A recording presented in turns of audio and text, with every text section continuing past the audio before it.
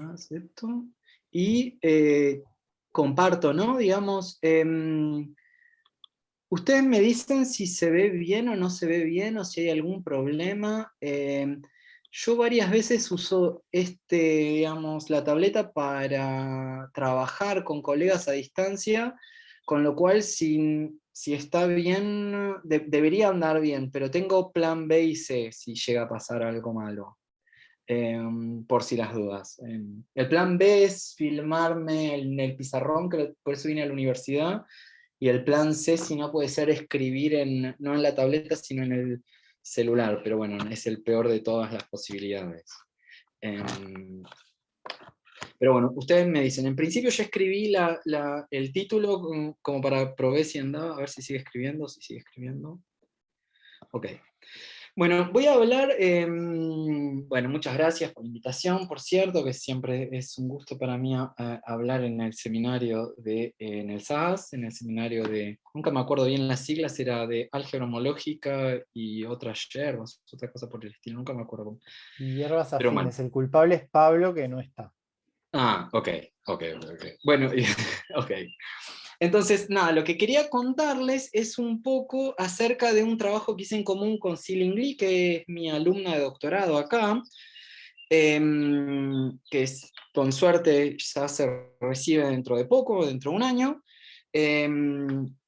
Son dos artículos que están en el archive, que traté de comprimir un poco, pero si no puedo terminar con todo, bueno, no sé si es muy grave. Entonces, lo primero que quiero decir es que voy a hablar de las álgebras de Fomin-Kirillov con tres generadores. Entonces, la primera parte son álgebras de Fomin-Kirillov, de FK, con tres generadores. Entonces voy a empezar definiéndolas, para repetir un poco la definición. Estas álgebras tienen interés, digamos, tienen dos intereses grandes, uno en el estudio de la cohomología de variedades de bandera y otro en realidad tal vez más reciente y por el cual yo medio me interesé, que es a través de preguntas que discutí con Nicolás Andruskevich y obviamente un montón de input que él me dio sobre esto, relacionados con tanto la clasificación de álgebras de Hopf de dimensión finita y más que nada la conjetura de Tinkoff-Ostrick, que dice que de una manera reducida el álgebra de Yoneda de cualquier álgebra de Hopf de dimensión finita debería ser finitamente generado como álgebra. Entonces hay un cierto interés de calcular las álgebras o ciertas propiedades homológicas de las álgebras de Hopf de dimensión finita. Entonces, estas álgebras de Fomin-Kirillov aparecen en ciertos ejemplos de álgebras de Hopf de dimensión finita. Entonces, empecemos con la definición, que es lo más... tal vez puedo decir primero un poco en general de dónde salen para cualquier n. Entonces acá voy a definir en realidad, defino para cualquier n o defino para, bueno, lo hago para 3, porque probablemente no lo voy a necesitar. Entonces esta álgebra solamente está dada, acá va a ser acá todo el tiempo un cuerpo de característica diferente de 2 y 3.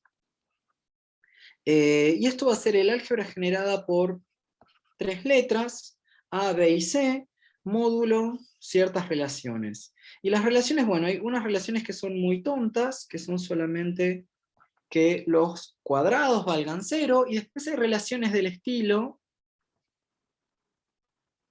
de este estilo, de esta relación, y después la relación cuando invierten todas las letras. Se fijan, hay como tomé la palabra ABC y escribí de alguna forma como la suma de de pares cíclicos, o sea, tomé AB, BC y CA, o sea, cerrando el ciclo ABC. Y puedo hacer lo mismo yendo para el otro lado, o dando vueltas sencillamente las letras. BA más AC más CB. Entonces, esta es la definición del álgebra de Fomin-Kirillov. Y esto uno puede demostrar que en realidad es un álgebra, de hecho, es una biálgebra en la categoría de módulos de Jeter-Drinfeld sobre S3. Pero yo no voy a usar esto, pero solamente voy a mencionar un par de comentarios con respecto a que calculamos más cosas que prácticamente van a ser solamente comentarios, o sea, pero uno puede además ver que esto tiene más estructura que solamente ser un álgebra, esto tiene una estructura de biálgebra, pero eso uno lo hace con una trenza diferente de una trenza usual, donde uno está usando la coacción de S3 acá, que yo no estoy explicando, pero solamente quiero decirlo como un dato al pasar si alguien conoce la definición. Entonces, algo que yo calculé hace un tiempo, hace un par de años, es que, digamos,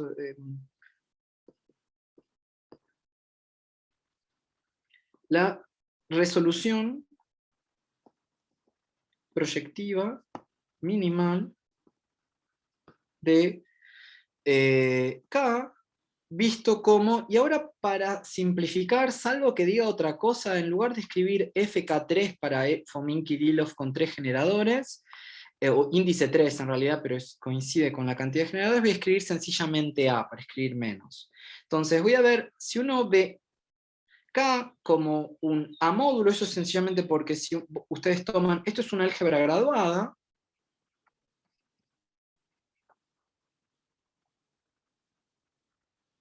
de hecho, en principio, pero donde si ustedes están poniendo A, B y C en grado 1, pero esta va a ser un álgebra de dimensión finita. Uno puede ver, esto tal vez lo puedo poner como una observación. Perdón. Observación es que la dimensión de A de hecho es 12. Entonces acá en realidad solo hay una cantidad finita de componentes y de hecho uno tiene solamente a n es diferente de 0 si n está entre 0 y 4.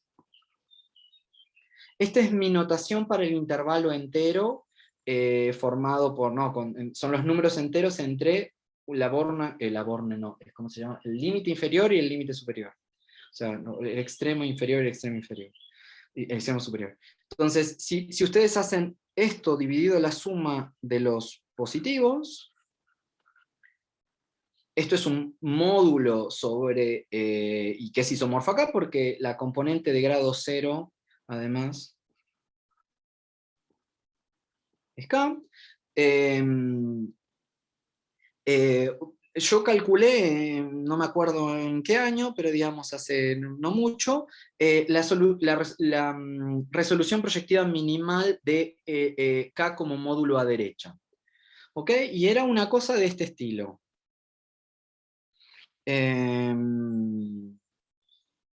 Digamos que esta resolución proyectiva minimal la voy a llamar P, y como es a derecha le pongo un PR, y es de la forma, no voy a describir mucho la diferencial, pero al menos voy a describir este espacio, era una cosa de este estilo.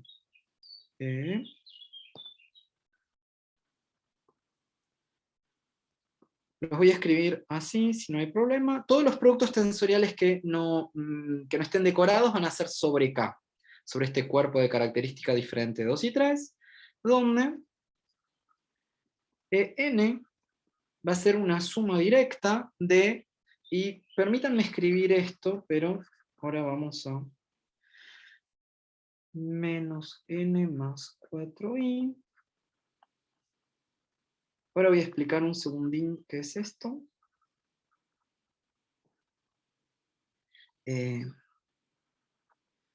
Ok, ¿qué estoy escribiendo acá? Acá estoy, esta estrella es dual, y acá estoy escribiendo Schlick. Como ustedes ven acá, de hecho, A es una álgebra cuadrática.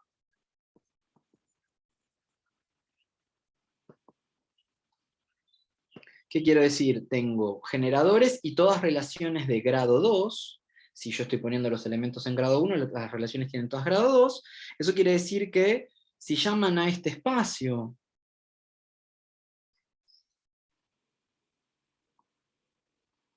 al espacio vectorial expandido por toda esta gente lo llaman R, entonces ustedes pueden hacer el dual cuadrático. Y el dual cuadrático va a ser K de, permítanme también llamar al espacio vectorial generado por esta gente, lo voy a llamar D corta.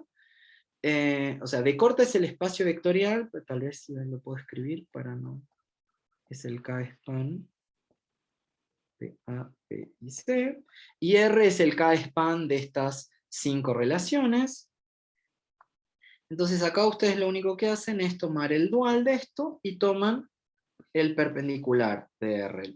Hay un pairing de dualidad entre B tensor 2 y B estrella tensor 2, que es la evaluación usual, y acá están tomando los elementos de... Esto está acá, estrella tensor 2, es el perpendicular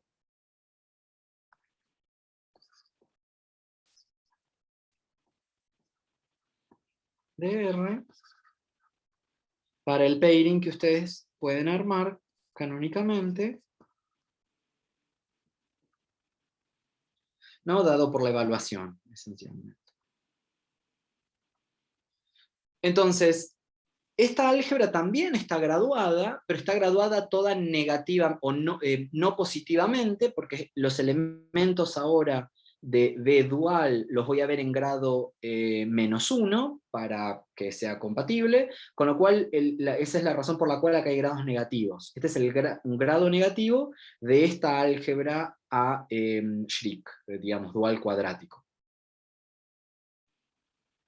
Quiero aclarar que el cálculo de esta resolución proyectiva minimal fue para calcular el álgebra de Yoneda de la Fomin-Kirillov 3, pero eso ya había sido calculado independientemente usando otras técnicas por Christian y Dragos Stefan, y también en un artículo que nunca lo escribieron, lo calcularon unos 2 americanos alumnos de Conner, que ahora me olvidé el nombre. Bueno, después probablemente me viene el nombre, me disculpo ya por haber olvidado sus nombres, pero también creo que fueron Conner y Goetz que lo calcularon.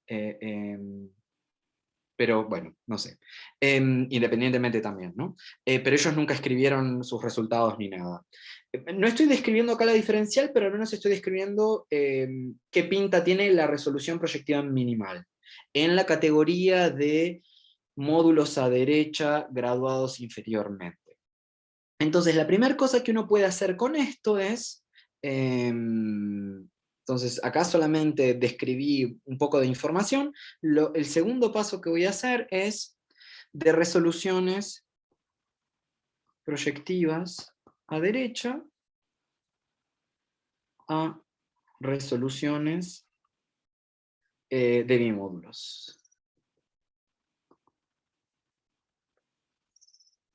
¿Qué quiero decir? Acá tengo este P con mi delta me da una resolución proyectiva minimal de este objeto, y ahora quiero construirme una resolución de bimódulos de A visto como bimódulo. Entonces, algo que uno puede decir que en general, esto es completamente general,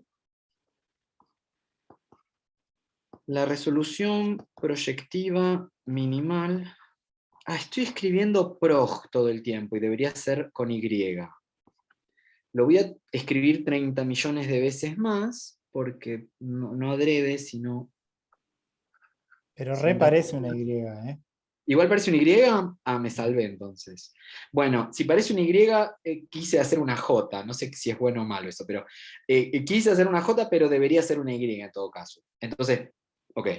Entonces, la resolución proyectiva minimal de A visto como bimódulo es de la forma A tensor EN tensor A con una cierta diferencial. Distinta de la que escribí antes. Pero lo interesante es que al menos uno sabe la pinta que tiene que tener la resolución proyectiva minimal en cuanto a los módulos que aparecen. Esto es un hecho fundamental, con lo cual uno sabe en general de la resolución que uno calculó solamente a derecha, cómo debería ser la resolución de bimódulos, al menos por los espacios, las diferenciales, eso es un tema complicado. De hecho, la manera típica de calcular las diferenciales es la siguiente. Entonces, lo que quiero decir es lo siguiente, además. Vamos a usar quiero repasar el resultado siguiente, al menos, es una proposición de Berger y Marconnet, del 2006, creo, que es que si, imaginen que tienen ustedes una resolución, un complejo nada más, déjenme escribir, es un complejo de B módulos libres y acotados inferiormente, donde B es una álgebra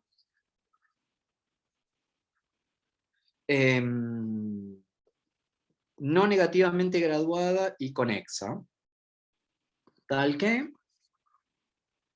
si ustedes hacen K tensor sobre B con P, esto es exacto en grados homológicos positivos. Ustedes tienen todo esto, entonces esto también es exacto en grados homológicos positivos.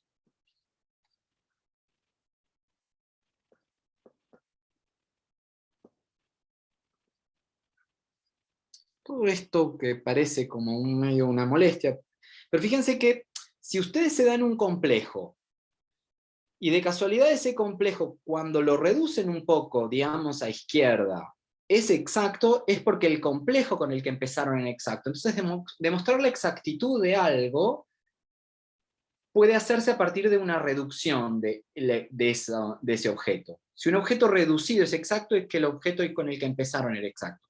Siempre suponiendo que empezaron con un complejo. Eso es. Entonces, ¿cuál va a ser el plan que uno hace? Como, bueno, siempre va a ser A igual a Fomin-Kirillov 3. Lo que hicimos es lo siguiente con C-Link, es construimos un complejo, y esto fue más o menos el trabajo, que lo voy a llamar P.B delta.B, tal que, primera propiedad, esto es de la forma A tensor n tensor A. Entonces, primero es un complejo. Por otro lado, para todo n mayor o igual que 0 es de esta forma, o sea que Pn de B es igual a esto. Y además, la segunda propiedad es que si ustedes hacen este producto tensorial,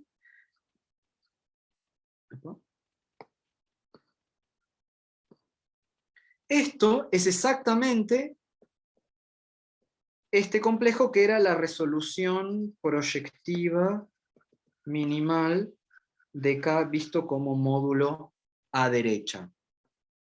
Entonces, esto lo hicimos a mano.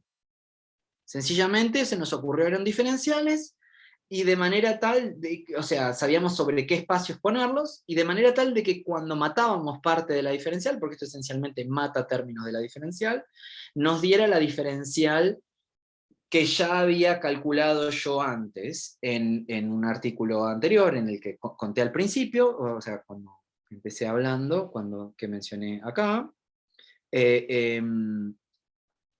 Entonces la proposición nos dice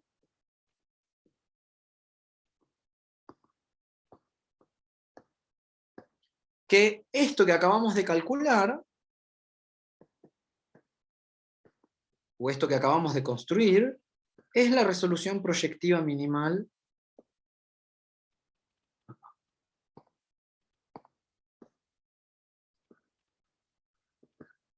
de A visto como bimódulo. Y de nuevo, cada vez que hablo de resolución proyectiva, primero digo la porque es única salvo isomorfismo, aunque isomorfismo no sea canónico. Por eso me permito decir la o única o qué sé yo. Y cada vez que mencione que algo es minimal es porque en realidad estoy viendo todo en la categoría de abimódulos graduados y acotados inferiormente. Porque si no, no existen las resoluciones proyectivas minimales. O sea, no tienen por qué existir. ¿Te De puedo hecho, no preguntar una existen. cosa? Sí, Perdón. sí, sí, sí. Porque, Interrúmpanme cuando quieran. porque nunca supe lo que es resolución proyectiva minimal. O sea, no sé, siempre, o sea, como que tiene mínima cantidad de. Pero no sé, cumple con alguna propiedad universal o. Ok, ok, ok, ok. Un complejo se llama minimal, un complejo proyectivo. Imagínate que tenés un complejo proyectivo C delta de B módulos, donde B es un álgebra graduada no negativamente y conexa, ¿no? O sea, con las hipótesis que puse en la proposición que repasé de Berger y Marconnet. Si tenés un complejo cualquiera de módulos proyectivos, y estoy suponiendo que son acotados inferiormente todos, eso es una hipótesis medio, pero digamos, estoy siempre en la categoría de módulos graduados y acotados inferiormente, pero es minimal si cuando vos haces este producto tensorial, esto tiene diferencial cero. Esa es mi definición. De alguna manera no, esto implica que si para cualquier otra resolución bueno, en el caso de que fuera una resolución, o sea, cuando digo que es minimal como complejo. Cuando me olvido de la aumentación. Y decir que es minimal implica que es la resolución, entre comillas, más chiquita, que cualquier otra resolución se escribe como una suma directa de la resolución minimal plus un complejo que es acíclico. Entonces, por eso es la más chiquita, pero digamos, si querés la definición operativa para trabajar, y esto aparece en el libro de Polishuk y Positselsky, en las primeras páginas, no me acuerdo, es el primer capítulo y las primeras páginas del primer capítulo, esta es la definición, digamos, más simple con la cual uno puede trabajar, me parece a mí. No sé si respondí la pregunta. La recontra respondiste. Sí. Sí, muchas Ok. gracias. Después si querés miramos Polishuk y Positselsky, te demuestro exactamente dónde dice, pero... Entonces, pero lo primero, digamos, entonces que uno, esencialmente estoy contando acá, es que solamente hay algo de trabajo, por supuesto, en escribir esta diferencial, de hecho ahí está todo el trabajo para que esto sea un complejo, pero una vez que uno escribe toda esta diferencial que verifique estas dos condiciones, la proposición nos dice inmediatamente que ya tenemos la resolución proyectiva minimal de A como bimódulo. Una vez que uno tiene una resolución proyectiva minimal de A como A bimódulo, puede empezar a calcular homología y cohomología de Hochschild. Y eso es lo que voy a contar ahora, de la resolución proyectiva minimal de A. Vamos a ir a la homología y cohomología de Hochschild. Entonces, ustedes deténganme o díganme lo que sea cuando os diga algo que no les suene bien o haya un problema o no se entienda algo. Mi letra además es un horror, con lo cual están, por supuesto, en toda la libertad de quejarse. Pero recuerdo que la homología de Hochschild es la homología sencillamente de ustedes toman el complejo, podrían haber tomado otro complejo, pero digamos, toman el complejo anterior, por ejemplo, tensorizan con A sobre el álgebra envolvente y calculan la homología de esto, y esto es la homología de Hochschild. Y la cohomología de Hochschild es, por definición, esta no es la definición, pero es equivalente a la definición. Es la cohomología del complejo OM de bimódulos de esto en A. Entonces, Y usando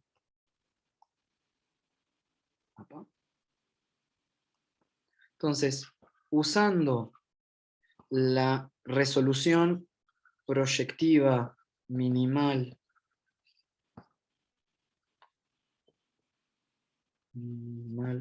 de A anterior, obtenemos lo siguiente. Acá hay un montón de cuentas. Yo acá lo estoy poniendo como si esto fuera fácil, pero esto nos llevó un montón de trabajo con Silin. Vale que... Bueno, como el álgebra A es de dimensión finita, y la resolución esta, de hecho este espacio vectorial n, que es un espacio vectorial graduado, es una suma directa finita de una cantidad de copias de algo que es de dimensión finita, esto es de dimensión finita, o sea, todo va a ser de dimensión finita, con lo cual lo que voy a dar ahora son las dimensiones de cada uno de los, de los grupos de homología y cohomología. Voy a empezar con la cohomología, porque es un poquito más fácil. Hay solo 3 casos. Puede ser esto, esto,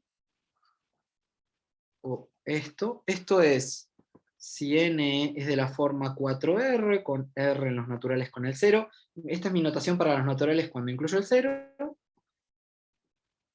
Si esto es de esta forma, para R también. Acá en Francia, los naturales con el 0 es solamente n. Ellos no le ponen... Para ellos el 0 está ya en los naturales, por algún motivo que es medio histórico, pero no caliente. Pero para mí no, digamos, no tiene, digamos, históricamente el que definió los naturales fue Peano axiomáticamente y él no incluyó el 0, así que digamos, un poco por reconocimiento, digamos que no lo incluimos tampoco. Y para la homología es, si n0 es 6, es de la forma 5n más 10 sobre 2, si n también es de la forma 4r, pero ahora r en los naturales, sin el 0, ahí separé los dos casos, justamente, 5n más 13 sobre 2, espero haber copiado todo esto correctamente.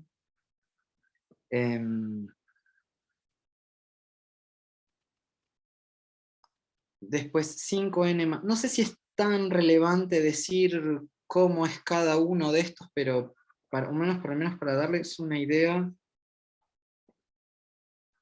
esto es 4r más 2 y esto es 4r más 3.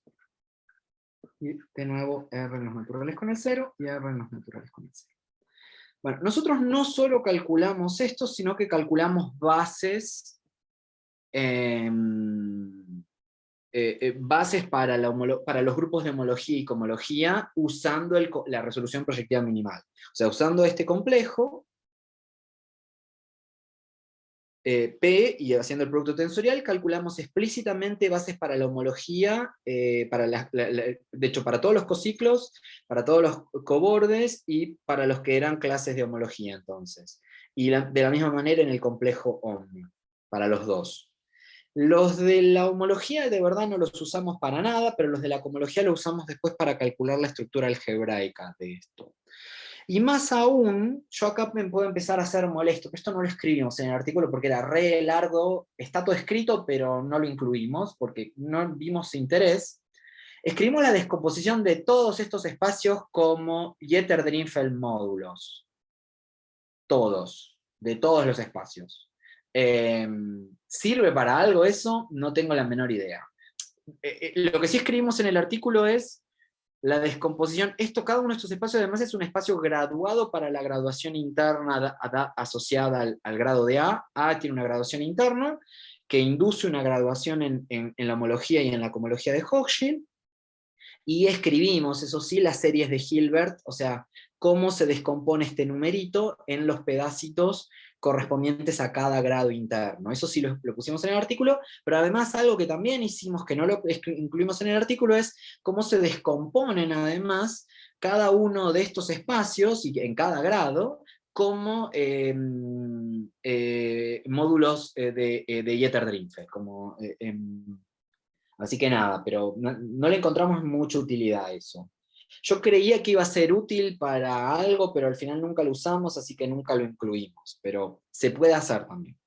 Y eso es porque la resolución que encontramos acá, de hecho, si quieren, haciendo referencia de nuevo a Jeter-Drinfeld, es que las resoluciones que encontramos no solamente es una resolución de proyectivo minimal, sino que además está formada por, también es una resolución proyectiva minimal en la categoría de módulos graduados inferiormente, pero que además son módulos de Jeter-Drinfeld sobre S3.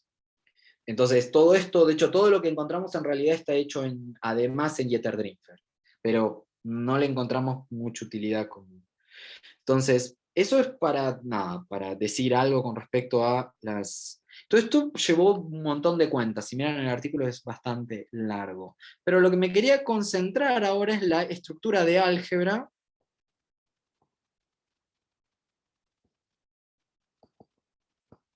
de la cohomología de Hochschild, porque eso también lo calculamos. Entonces, usando, de hecho, las bases explícitas, acá esto ya está empezando a funcionar mal, usando las bases explícitas de los grupos de cohomología,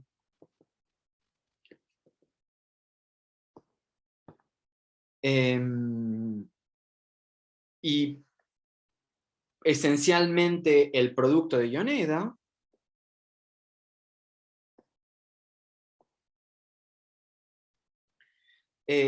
calculamos la estructura de álgebra de HH.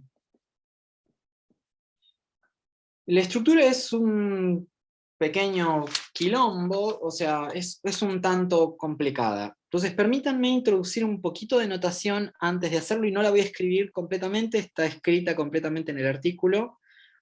Lo que quiero decir es que la presentamos como un álgebra que tiene 14 generadores y 63 relaciones. Con lo cual, escribir las 63 relaciones sería como un horror, pero voy a escribir los generadores, aunque sea. Entonces, los generadores los voy a llamar x1 hasta x14. ¿Okay? Entonces, y voy a decir en qué grados van a estar. Y para decir el grado de las cosas, ya sé que no es la notación que usé antes, pero permítanme usar ahora las barras para usar el multigrado.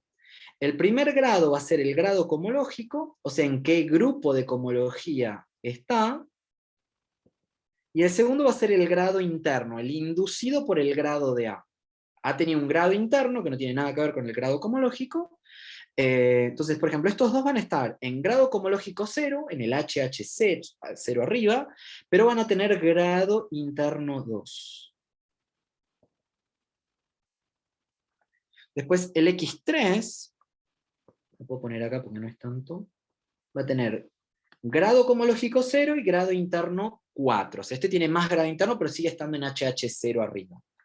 Después, el X4, el X5, el X6 y el X7 tienen todos grado cohomológico 1 y grado interno 2. El X8 va a tener grado cohomológico 1, está en el HH1, y grado interno 0. De hecho, este X0 va a corresponder a la derivación euleriana, a la que te mira el grado. Como tenés una álgebra graduada, la derivación euleriana tiene que estar siempre en la cohomología.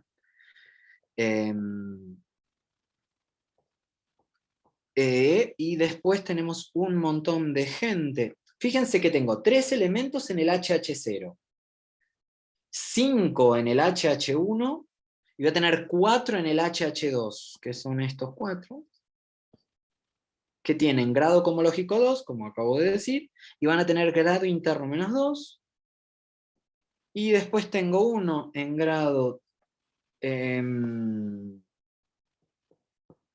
cohomológico 3 y grado interno 0, y alguien en grado 4, en grado cohomológico 4 y grado interno menos 6. Una cosa, digamos, que es bastante... O sea, hay grados positivos y negativos para la cohomología.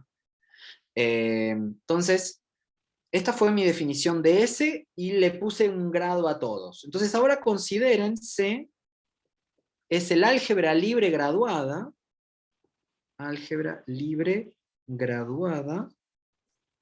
conmutativa en el sentido graduado, pero solo para donde usan la regla de Kosul, que solo usa el grado cohomológico. Entonces conmutativa solo para el grado cohomológico.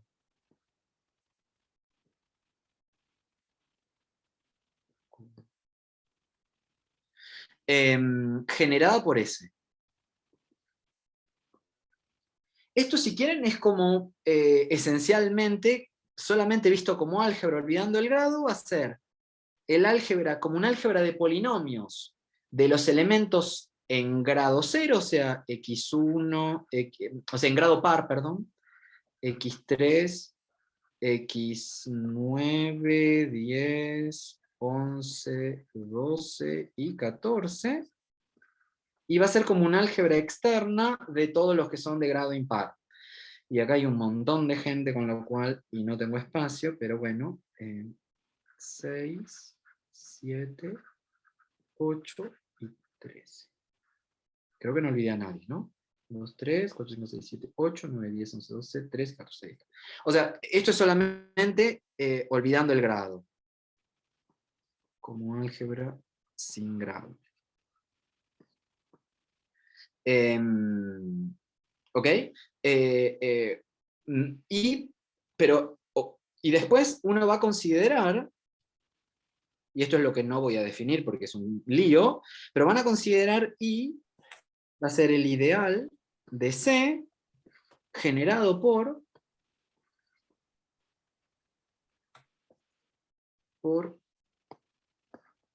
un conjunto de elementos homogéneos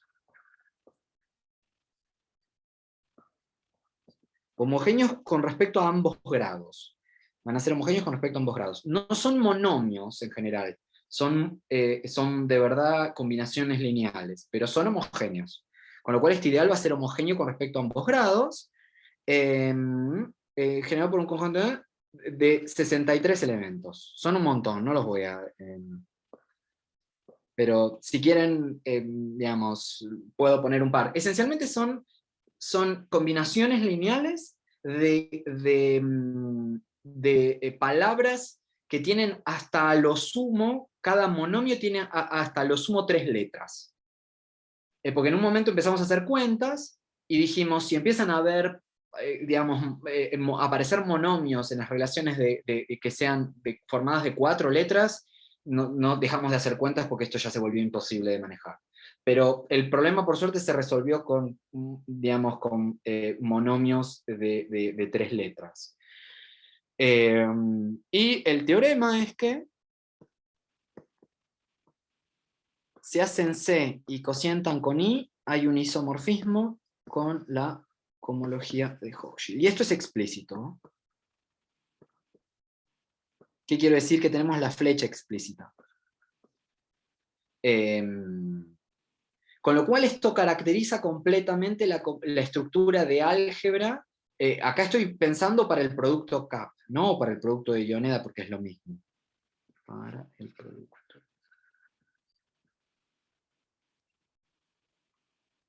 O Yoneda, ¿no? Es la misma cosa.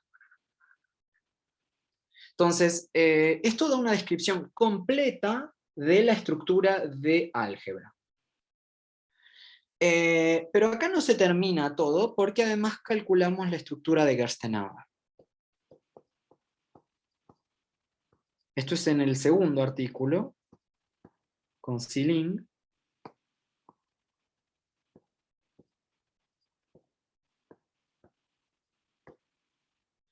Entonces, para eso hicimos dos cosas. La primera cosa que hicimos, que creo que tengo tiempo para contarla, es que introdujimos un método completamente general para calcular el corchete de Gerstenhaber de cosas en HH0 y cualquier HHN. Y esto es para cualquier álgebra A.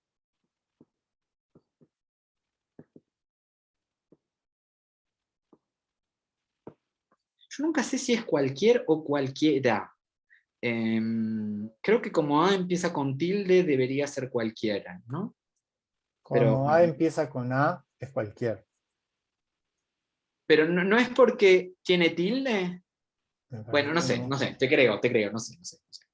No, sí, no, es solo por la A.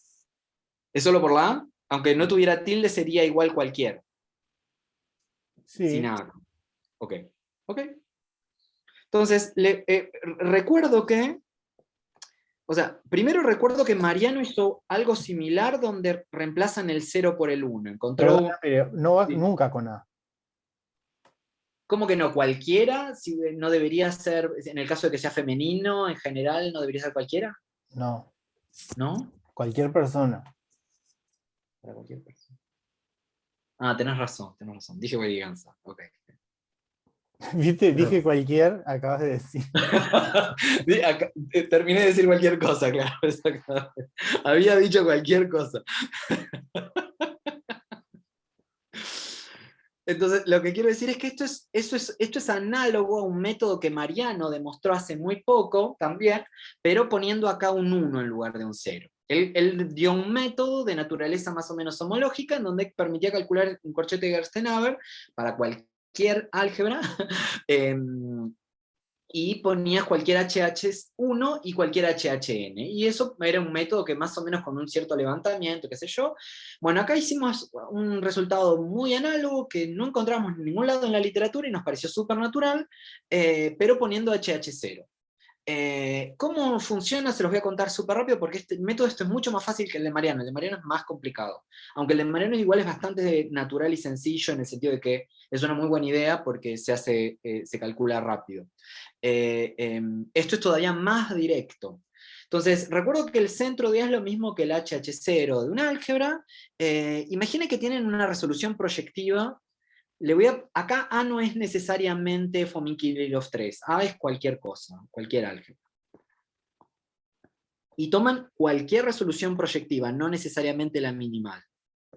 Pero le pongo el mismo nombre como para, digamos, para fijar ideas. Entonces, ustedes lo que hacen es la siguiente tontería, que es... De hecho, yo le pregunté a mucha gente si esto no estaba en ningún lado. De hecho, le pregunté a Sarah Witherspoon, y ella me dijo que ya no lo había visto en ningún lado. Y Sarah, en medio, como ella escribió un libro de comología de Hochschild, si ella dijo que no, es que no debe estar en ningún lado. Pero bueno, no sé, o sea, yo no encontré ninguno. Y le pregunté a varias gente. Entonces, consideren el operador que va en A, que es calcular el conmutador con A. Como está en el centro, en realidad calcular el conmutador, o sea, hacer para todo X lo mandan en A por X menos X por A, da 0, porque A está en el centro.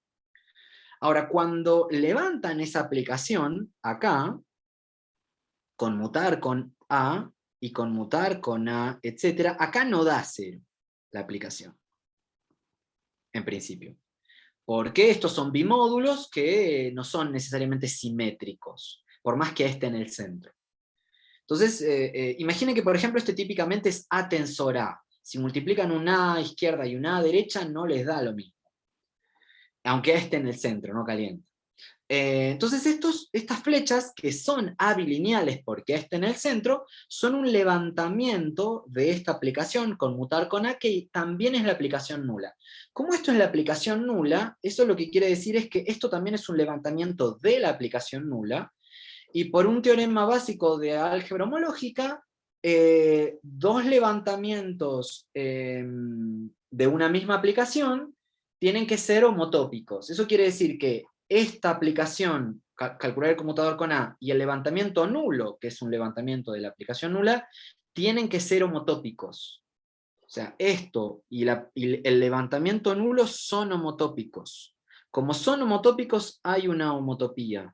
O sea, hay un montón de aplicaciones así, que voy a llamar, qué sé yo, H0A, H1A, H2A y demás, que satisfacen Perdón, me voy a cambiar el color, tal que. Esto es álgebra homológica de, digamos, resultado básico, básico, básico. Esto es igual a delta 1 con H0A, y si hacen esto, restringido a PNP, esto tiene que ser delta n más 1, compuesto, no escribo las composiciones, no escribo el circulito de la composición, si no hay problema.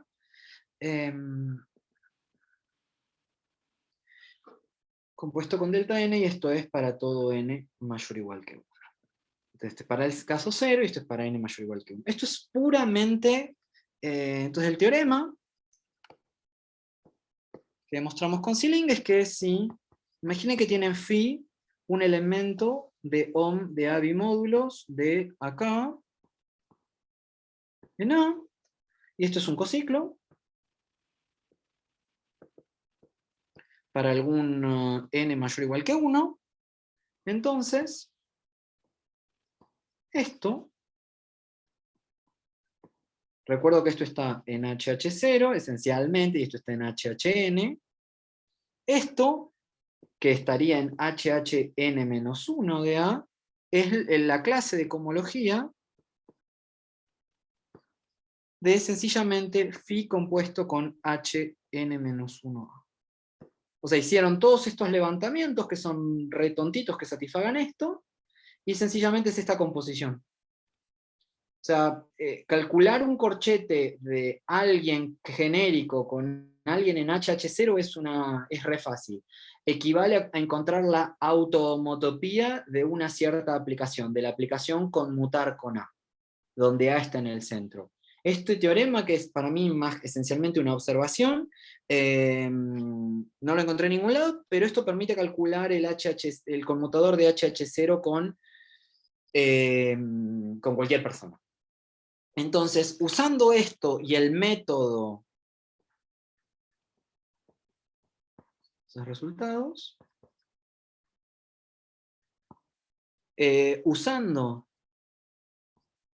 el método anterior y el de Mariano, o sea, el de Mariano es para calcular el conmutador de HH1 con HHN cualquiera. Podemos calcular todos los conmutadores de todos los corchetes de Gerstenhaber de alguien que esté en un argumento esté o en HH0 o en HH1, y el resto de el segundo argumento esté en cualquier lugar. Entonces, permítanme, no sé si escribir todos los corchetes, porque hay un montón de corchetes. Entonces, pero esto permite calcular, podemos calcular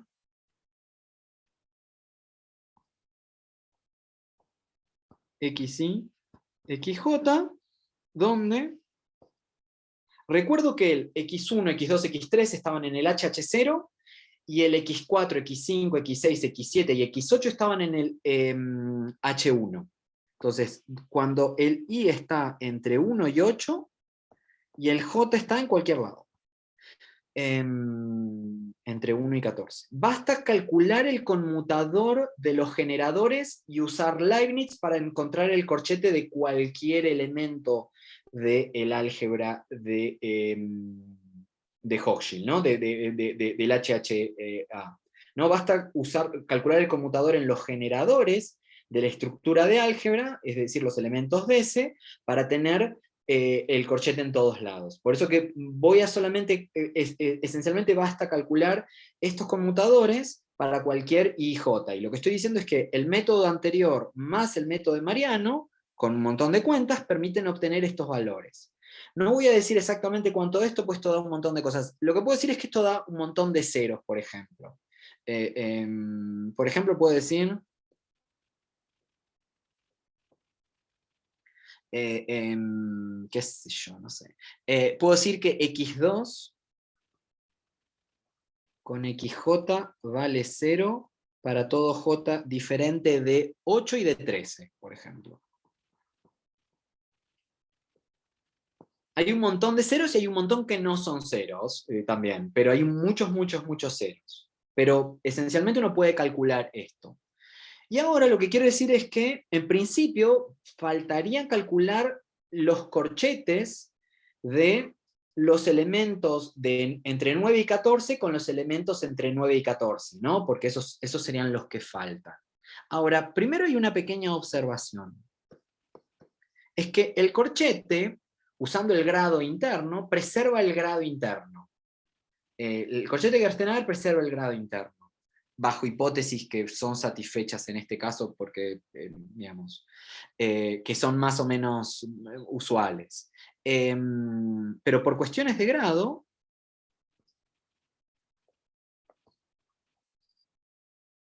interno, que a veces se suele llamar grado de Adams también, uno tiene que el corchete de xy con xj vale 0 para todo ij. Como dije, falta ver entre 9 y cuando ij están entre 9 y 14. Bueno, si sacan el 13, solamente por cuestiones de grado, todos estos también valen 0. Con lo cual, falta calcular el conmutador de x13 esencialmente con x9, x10, x11, x2, x13 y x14. O sea, x13 con el resto del mundo. Porque los otros salen por cuestiones de grado. Y acá es donde nos dimos cuenta con Sealing de un pequeño argumento que por si las dudas lo digo, pero no sé si... O sea, está muy adaptado a nuestro caso en particular, pero imaginen que tienen un álgebra de Gerstenhaber.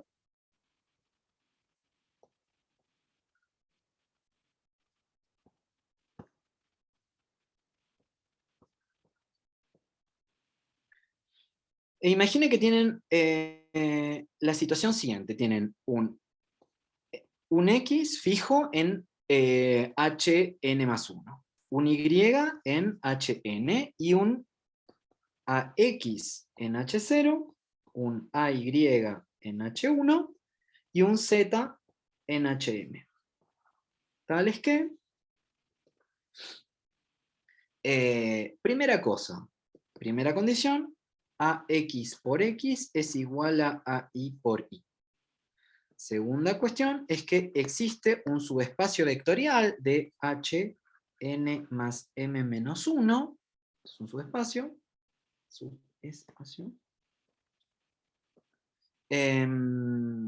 tal que la aplicación que va de, bueno, primero, esto está en M, y la aplicación que va de M en esto, que manda B en multiplicar por AY, es inyectiva. Acá escribí una Y. Entonces, esto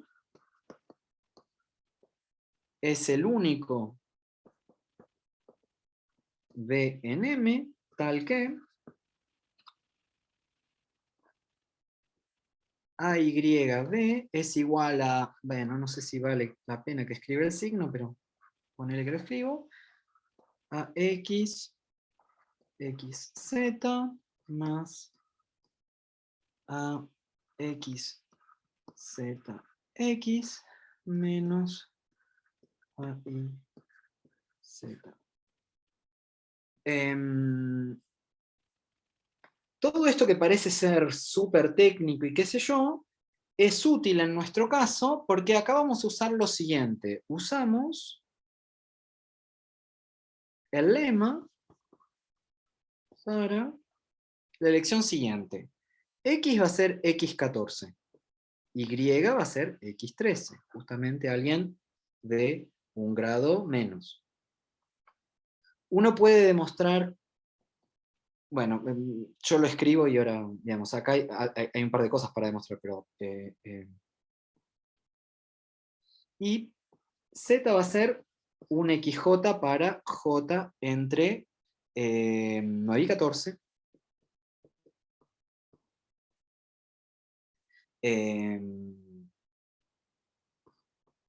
Entonces, si usamos el lema para esto, esto nos permite calcular este conmutador, que es el conmutador de X13 con un XJ, esencialmente. no estoy diciendo cómo elijo el M, si quieren les puedo decir, M va a ser exactamente el subespacio de grado interno igual al grado de Y más el grado de Z. Por lo tanto el grado va a cambiar dependiendo. Pero grado internos, M va a ser subespacio de HN más M menos 1 de elementos de grado interno igual al grado interno de Z más Y. Acá estoy usando el grado interno nada más. No es el grado completo. Ah, ¿hay algo en el chat? ¿O yo estoy...? Ah, ok. Abrazo, hasta luego. Entonces, igual ya casi estoy. Entonces, y este es el teorema. Es que usando el lema para esto, podemos calcular el conmutador de x13 con xj para todo j. Y va a dar, esto lo puedo escribir porque no es tan terrible, esto es si j es 9, 10 u 11, va a dar 0 si j es 13, va a dar una cosa medio larga, x9 más 10 más 11 por x14 para j igual a 14, y también va a dar algo medio largo, que es menos 6 x1 x14 más 6 x2 x14 más 2 x9 x12. Expresiones, pero digamos, se pueden calcular esto. Y un corolario de haber calculado, y acá ya me detengo, un corolario de todo esto es que el corchete de Gerstenhaber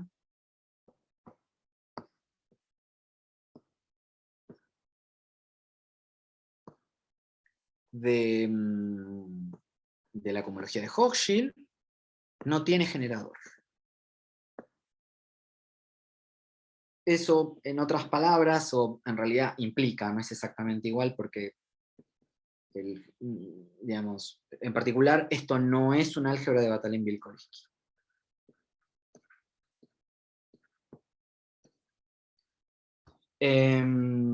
Y esto es una cuenta a mano, quiero contarles decir, digamos.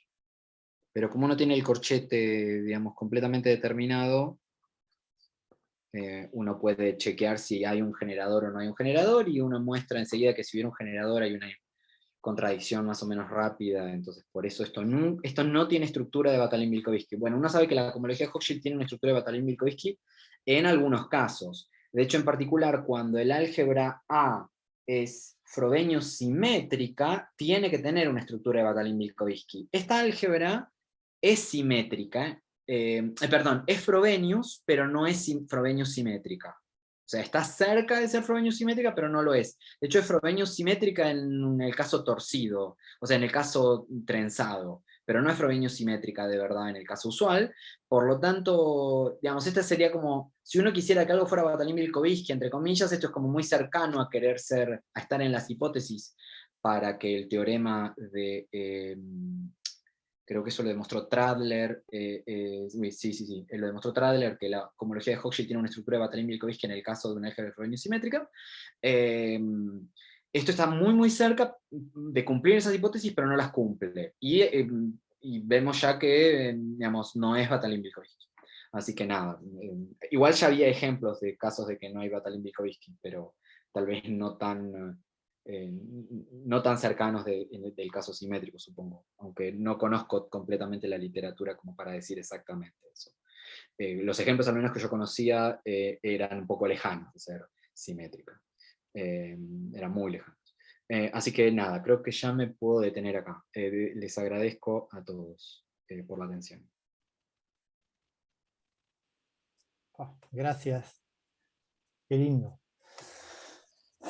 Gracias. Perdona, ¿puedo hacer una pregunta? Sí, por favor. Estas son con 3 generadores. ¿Sabes algo de cómo sería con 2 generadores? Si hay alguna relación o algo. ¿Con dos generadores? Sí. En ese caso, si no me acuerdo mal, sí es un álgebra trivial, digamos, porque ahí uno tiene, pues yo acá puse, digamos, estas relaciones, pero tenés solamente tenés un solo generador y es el álgebra al cuadrado. O sea, en el caso en que el índice n sea igual a 2, tenés un solo generador, porque la cantidad de generadores acá, para que se den una idea, yo usé A, B y C, pero en realidad la manera de notar los generadores son de esta forma, son X, Y menor que J, para todo Y y J, entre el índice que uno tome para... Entonces, para n igual a 3, yo tomé n igual a 3, fíjense que el A corresponde al 1, 2, el B al 2, 3, y el C al 3, 1. Bueno, o al 1, 3 si quieren. Pero si tenés n igual a 2, solamente tenés el 1, 2, y en el caso de Fomin-Kirillov con n igual a 2, tenés k de a sobre a al cuadrado. Estas relaciones todas no aparecen, y ese es un álgebra que uno conoce. Claro. Sí. El caso es para n igual a 4, porque algo que yo no mencioné es que para n igual a 4 y para n igual a 5 la gente las conoce también son biálgebras en la categoría de Getter-Drinfeld n, acá debería haber un n, cuando uno pone acá un n, y en ese caso para n igual a 4 y n igual a 5 también son de dimensión finita. Eso es un trabajo titánico que la gente, digamos, que hicieron los hopfistas, digamos, que hay que agradecerles, digamos, Schneider y Nicolás también, y qué sé yo, Matías Graña, digamos, bueno, creo que bastantes personas participaron, de hecho, no fue solamente, pero creo que Schneider fue el primero, con alguien más que probablemente estoy olvidando, así que si esto lo están grabando, que ya me disculpo. Pero para n igual a 4, el álgebra creo que tiene dimensión 576, una cosa así. Y para n igual a 5 tiene una dimensión que es una locura, tiene millón no sé cuánto. No me acuerdo de memoria. Para n igual a 6 la gente no sabe si es de dimensión finita o no ya. Y la pregunta que hizo Nicolás en un Oberwolfach justo antes de la pandemia, al que yo fui, que me invitaron solamente porque creo que le mandé un mail a Nicolás y Nicolás debe haber dicho, bueno, invítenlo a Stanislao para discutir sobre esto. Yo le estaba preguntando justamente sobre unas cosas de Fomin-Kirillov y no sé qué bolilla. Y en un Oberwolfach, en un seminario, en un congreso en Oberwolfach, bueno, también me invitaron, supongo, los otros organizadores, Henning, Sara, Witherspoon y bla, bla, pero lo que quiero decir es que Nicolás preguntó si uno podía calcular si la álgebra de Yoneda para el álgebra de Fomin-Kirillov para n igual a 4 y para n igual a 5, que tienen esas dimensiones ya 576 y después un millón no sé cuánto, creo que son 8 millones, no sé, una cosa así como enorme, si uno podía demostrar que el álgebra de Yoneda asociada a esos dos casos también era finitamente generada. Acá uno puede demostrar que es finitamente generada, eso fue el resultado que demostró por primera vez Christian Bay y Dragos Stefan, y yo redemostré usando una técnica diferente, calculando la resolución proyectiva minimal y bla, bla, bla, y que también habían demostrado sin escribirlo, sin publicarlo, creo que Koehner y Goetz, si no me acuerdo mal, y que y en ese caso es terrible, digamos.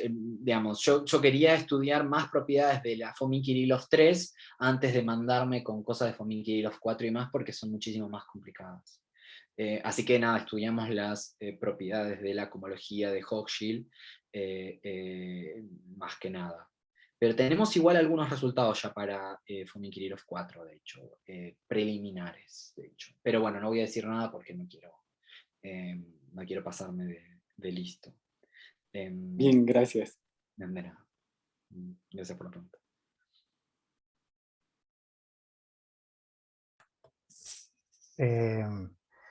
¿Hay alguna otra pregunta? Porque yo tengo algunas y voy a seleccionar un par. Esto de... ¿Mm? Sos uno de los organizadores, así que vos podés decidir. Yo puedo decidir, o sea, este seminario termina a las 5 de la tarde. No. Esto de, viste que vos dijiste que es simétrica trenzada, ¿no? Sí. Y entonces no va a ser Batalin-Vilkovisky, pero yo no me acuerdo nada de la definición de un álgebra Batalin-Vilkovisky, sé que tenía muchas cosas, pero ¿existirá alguna, o sea, hay algún intercambio de cosas de forma que vos puedas definir Batalin-Vilkovisky trenzada y fijarte si eso tiene sentido? Y después si tiene sentido, si esto lo verifica.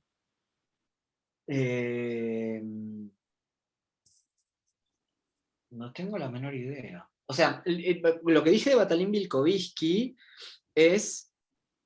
Puede ser igual. Pero lo que dije de Batalin-Vilkovisky al menos es en el álgebra, en el HH. O sea, el HH de A es un álgebra eh, conmutativa en el sentido graduado. Eso es algo que uno sabe en general. Vale siempre para cualquier álgebra, por el argumento de Ekman-Hilton. O no sé, hay muchos argumentos para demostrar eso. El primero de Gerstenhaber no usaba Ekman-Hilton, si no recuerdo mal. Pero digamos, en general uno sabe que, que el álgebra de la cohomología de Hochschild no tiene por qué tener una estructura de Batalin-Vilkovisky. Batalin-Vilkovisky esencialmente es que el corchete se puede obtener como la falla de un cierto operador diferencial para hacer una derivación, esencialmente, dicho de una manera como medio bruta. Pero si pudiera haber una versión trenzada de eso, no tengo la menor idea. Yo sé que hay medio problema para hacer todas estas... O sea, el problema de la trenza de Fomin-Kirillov es que es una trenza re de porquería, porque no es... En general, todas las propiedades cosmológicas que la gente sabe de trenzas, o que yo estuve leyendo, pero que no me sirvieron para nada, lamentablemente, para este caso en particular de Fomin-Kirillov, y es porque la trenza de la categoría de módulos de Jeter-Drinfeld sobre KDS13 es como medio horrenda, es que la trenza no satisface, no es una trenza simétrica. Y la ecuación que satisface, digamos, creo que es cúbica, si no me acuerdo mal, la identidad que satisface. Con lo cual, todos los teoremas que hay para estructuras sobre la cohomología o, digamos, propiedades lindas que la cohomología se siga comportando como en el caso usual, están en el caso en que la trenza satisfaga una ecuación cuadrática.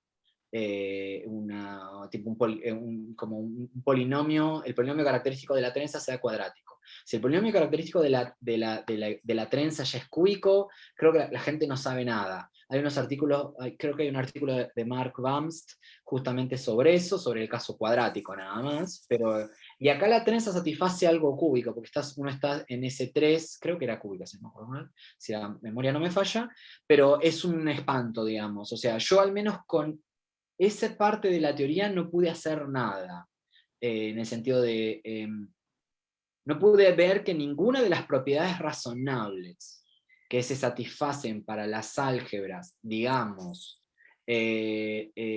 conmutativas en una categoría monoidal simétrica, se satisfagan para estas álgebras. Estas álgebras se portan medio mal en ese aspecto. Por ejemplo, no son COSUL, no son... y eso que son álgebras son álgebras de polinomios, son como álgebras simétricas, entre comillas, simétricas en el sentido álgebra de polinomios, en el sentido trenzado, en la categoría en una cierta categoría de módulos de Jeter-Drinfeld, pero sin embargo, cuando vos ves la estructura de cómo se comporta en el álgebra, la homología y qué sé yo, es muy alejado del comportamiento usual de las álgebras de polinomios. Las álgebras de polinomios son COSUL, tienen una dualidad de COSUL linda, etc. Acá todo eso no sirve para nada. Entonces yo no sé muy bien cómo usar todo lo que se conoce de la teoría en el caso simétrico o generalizado al caso en que la trenza tenga un polinomio característico de grado 2, que hizo Mark Bamst. No sé cómo usarlo en este caso porque nada parece seguir las reglas usuales de juego de ese contexto, el contexto cuando hay un polinomio característico de grado 2. Con lo cual no sé hacer nada. Todas las analogías que uno tiene con el mundo común, por decirlo de alguna forma, no sé cómo usarlas. No sé cómo, esa intuición no me sirvió para nada acá. Así que no sé cómo responder. Porque no sé Pero, no, está bien, es tremenda respuesta eso. Pero la estructura de Dieter-Drinfeld en la base sí la tenés, ¿no? Sí, eso sí. Tengo la estructura de Dieter-Drinfeld de todos estos objetos, está toda completa. El problema justamente era lo que estaba diciendo, era que no sé cómo usarla. Claro. Por eso nunca la incluimos, porque al final dijimos, si no le podemos sacar ningún jugo, no sé si vale la pena decirla, porque de verdad no la pudimos usar en Ah, nada. no, Todo claro, al final no la usás en ningún lado. No, para el único lugar que la pude usar que me sirvió de algo es para demostrar cuando estudié la estructura de álgebra de el álgebra Ioneda, el álgebra de Fomin-Kirillov con tres generadores. Cuando demostré la estructura de álgebra, que demostré que un cierto elemento estaba en el centro, demostré que estaba en el centro de Dieter-Drinfeld, pero eso era igual que el centro común, ¿no? Es el único lugar en donde lo usé. Pero después en todo este cálculo de cohomología de Hochschild, homología de Hochschild y demás, no le pude sacar ningún jugo, no le pude usar en nada, así que no sé, pero tal vez son limitaciones mías, o sea, alguien con una mayor no sé cómo decirlo, pero con una mayor intuición o con un mayor puede usarlo y yo no quiero decir que no sirva, lo que digo es que yo no me di cuenta, pero siempre viene alguien después y te dice, ah, no, pero mira, tal cosa, y uno dice, ah, es verdad, no me di cuenta. Así que puede pasar eso, tranquilamente. No, yo no voy a decir que no, porque me ha pasado un montón de veces, con lo cual no sería ni la primera ni la última vez. Claro. Y después, otra pregunta cortita. Va, yo qué sé, no sé. Si puede ser interesante o a vos te interesa o lo vas a hacer o no, de calcular la cohomología, el álgebra de Ioneda de la bosonización.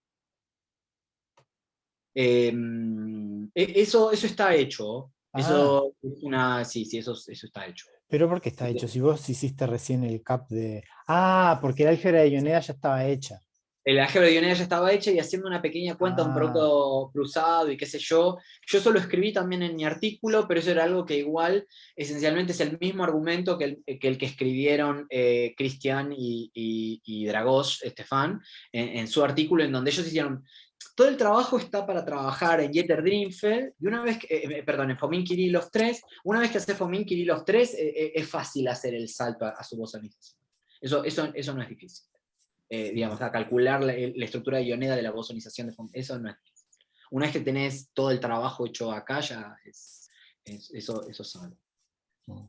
De hecho, me acuerdo que el referí que me aceptó el artículo, además me dio un par de sugerencias de los módulos sobre la bosonización y escribir un argumentito que también salía más o menos, se lo agradezco mucho al referí por eso, o a la referí, digamos, porque también era verdad, era muy pertinente. O sea, pero lo que quiero decir es que las propiedades, una vez que uno tiene, el trabajo está casi todo hecho cuando uno hace calcula la estructura de álgebra del álgebra Ioneda de Fomin-Kirillov. Si tiene eso, la bosonización es más o menos rápido.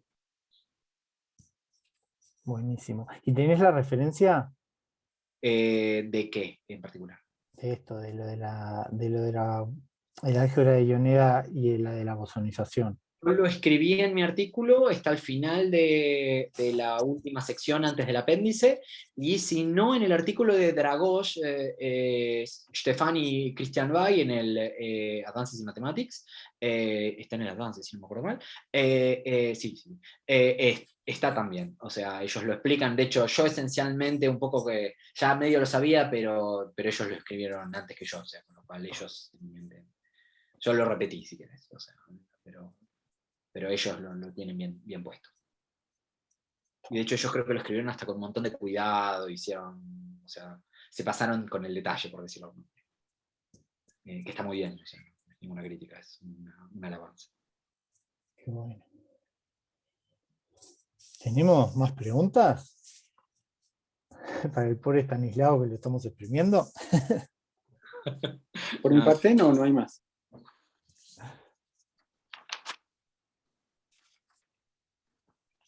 Si quieren ya, entonces paro de compartir. Ah, bueno, y yo paro de grabar. Pero sin no sin antes decirte muchas gracias de nuevo, que No, está gracias. buenísimo la charla.